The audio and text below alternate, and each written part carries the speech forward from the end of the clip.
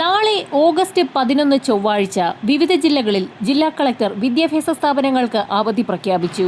അവധിയുമായി ബന്ധപ്പെട്ട എല്ലാ അറിയിപ്പുകളും ആദ്യം തന്നെ നിങ്ങളിലേക്ക് എത്തുന്നതിനായി ചാനൽ സബ്സ്ക്രൈബ് ചെയ്യാനും ഇൻഫർമേഷൻ കൂടുതൽ ആളുകളിലേക്ക് എത്തുന്നതിനായി വീഡിയോ ലൈക്ക് ചെയ്ത് കാണാനും മറക്കാതിരിക്കുക.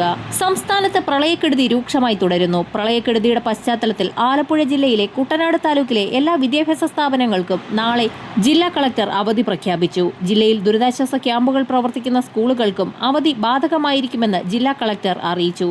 ജില്ലാ കളക്ടറാണ് അവധി സംബന്ധിച്ച ഉത്തരവിറക്കിയിരിക്കുന്നത്. അതേസമയം നേരത്തെ നിശ്ചയിച്ച പൊതുപരീക്ഷകൾക്കും മാറ്റമുണ്ടാകില്ല എന്നും അധികൃതർ വ്യക്തമാക്കി. ഇതോടൊപ്പം തന്നെ കോട്ടയം ജില്ലയിൽ ദുരിതാശ്വാസ ക്യാമ്പുകൾ പ്രവർത്തിക്കുന്ന എല്ലാ വിദ്യാഭ്യാസ സ്ഥാപനങ്ങൾക്കും ഇന്ന് അവധി പ്രഖ്യാപിച്ചിട്ടുണ്ടായിരുന്നു. കോട്ടയം ജില്ലയിൽ ദുരിതാശ്വാസ ക്യാമ്പുകൾ പ്രവർത്തിക്കുന്ന വിദ്യാഭ്യാസ സ്ഥാപനങ്ങൾക്ക് അവധി ബാധകമാണ്.